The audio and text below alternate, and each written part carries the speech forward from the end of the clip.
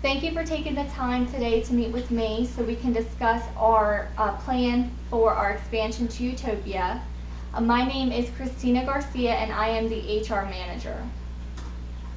A little bit of background on Utopia. Utopia is known for its internal government coups among religious factions. They are closed-minded in regards to women and minorities. There are problems with drug cartels that kidnap American citizens. On the positive side, Utopia is known for its beautiful weather, and travel is not restricted and the American Embassy remains open there.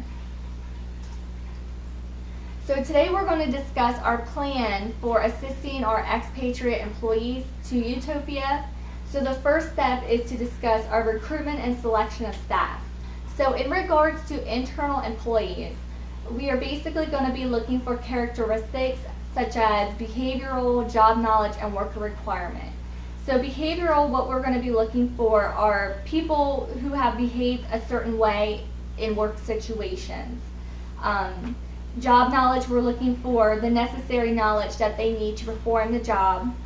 And worker requirement is their willingness to perform under certain job conditions. So basically we need someone who is able to do the job we need overseas. And they need to be willing to go overseas to do that job. In regards to talent development, we're going to be looking for our high performers, development of their career, those who are looking to expand, so their education, their training, those who are willing to go overseas to gain those unique skills that they would obtain. Key skills and training. So we would need people who want to develop their skills, whether it's managerial or cultural, and training, who want to maybe train to become more of a leader in this new role.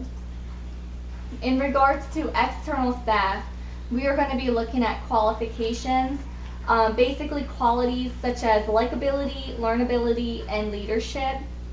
When I discuss likability, what I am discussing or what I'm speaking of is the way the customers would end up liking this employee, how they would get along with the current employees, and how they would build a level of trust with their customers and our employees. Learnability would be the candidate's willingness to learn from their coworkers, what they would bring to the table when they do get this job and go overseas, share their knowledge.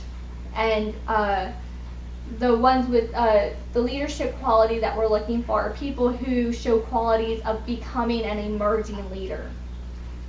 Competencies, what we're looking for are their professional history. So basically, if they do have overseas experience, or if they've been at certain positions with certain skills that we could utilize.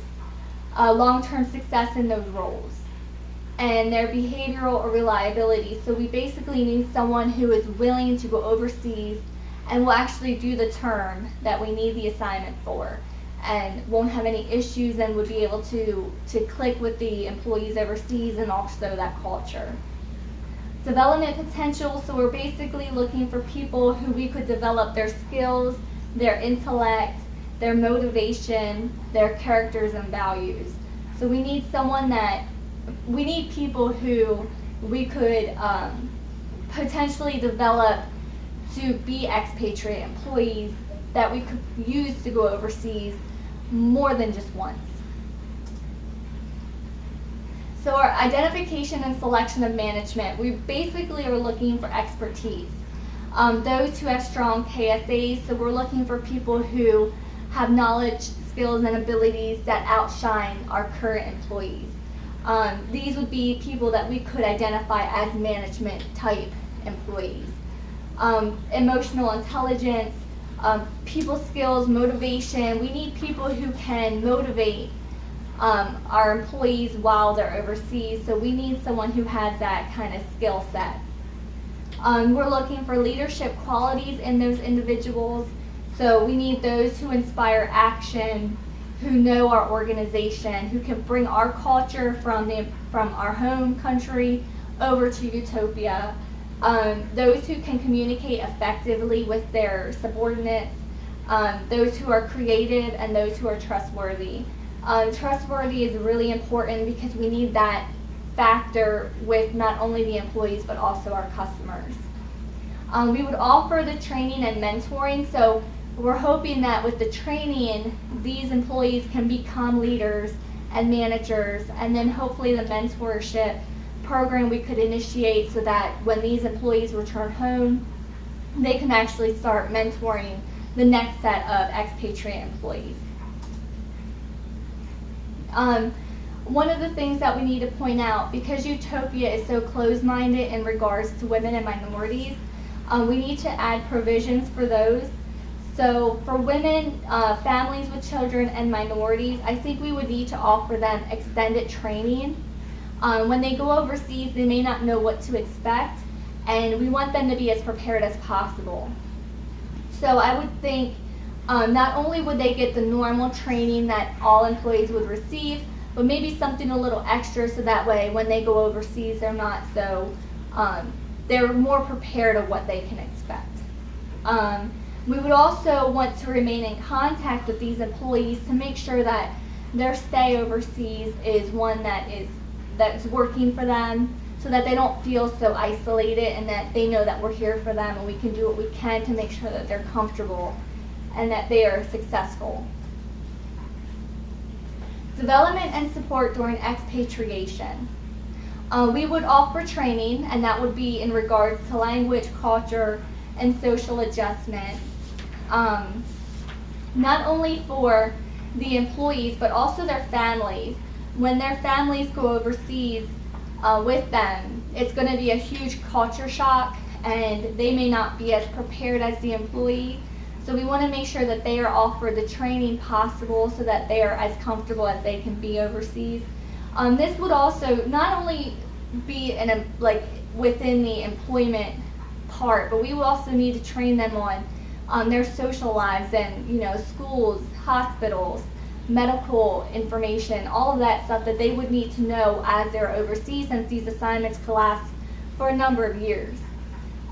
We also want to develop their skills. So those would be like the managerial skills and their cultural skills. These would be an asset to us when they return home, because they could be used in our mentorship program that they could use to mentor our next set of expatriate employees.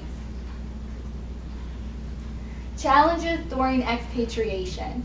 The main challenge would be the family adjustment. Since the family is going to go overseas with these employees, they are going to be the ones who face the hardship and the isolation and the language barriers. The employee has their work that they can go to and they have this norm, but their family is going to be thrown into the mix. So we want to make sure that if their families do feel this way, that the company reaches out, and we want to make sure that they feel comfortable. Retention, this is one of the big things that we want to make sure that doesn't happen, is if the employee's spouse or family members feel isolated, they will end up leaving the assignment early. And we want to make sure that we keep them as comfortable as we can and as long as we can, because this can get very costly for the company. So we want to make sure that they do complete their assignments, that they are able to adjust. Development and support during repatriation. Basically, we want to develop these employees' human capital. So what I mean by human capital is their education, their training, and their experience. These are extremely important, especially these skills that they are going to learn overseas. A lot of companies are going to be looking for these skills. So these are assets to us. So we want to make sure that we develop these skills so that these employees will continue with our company and that they would continue with an expatriate role. So if that would involve career advancement, so we want to offer them career support. We want to develop their capital skills. So we want to develop their training, their education, their experience. We want to make sure that we utilize what they have and train our next set of expatriate employees. We want to offer them positions that match their new skill set. So when they come back, they can utilize what they've learned overseas, and that these people would be assets to our team.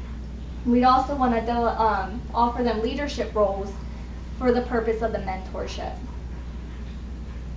Challenges during repatriation. The biggest challenge would be employees who feel underemployed. These would be feeling a decrease in job satisfaction, job performance, and organizational commitment. When these employees come back from overseas, they feel like they're not utilizing their new skill set, and they tend to leave the company. This is something that we don't want to happen. In my past research, I discovered that at least 44% of employees who come back from overseas, they only last with the company about 2 years. So we don't want this to happen. We want to retain these employees. We want to utilize their skills. So we want to offer them whatever we can to make sure that they don't feel underemployed, that they actually feel like they're an asset to our team. Career issues they may face would be they expect to advance once they return. They want a leadership role. They want to utilize their skills in their new education, which these are all assets. They also may feel a lack of interest if their skills aren't utilized. So that is all for my presentation. I hope you learned a lot and that we can utilize my plan for our future endeavors, and that hopefully when these employees do go overseas, we can assist them the way that we can so that they feel like they are an asset to the company. So you'll see my contact information is listed below. So if you have any questions or any comments or feedback, shoot me an email or give me a call. But I thank you for your time.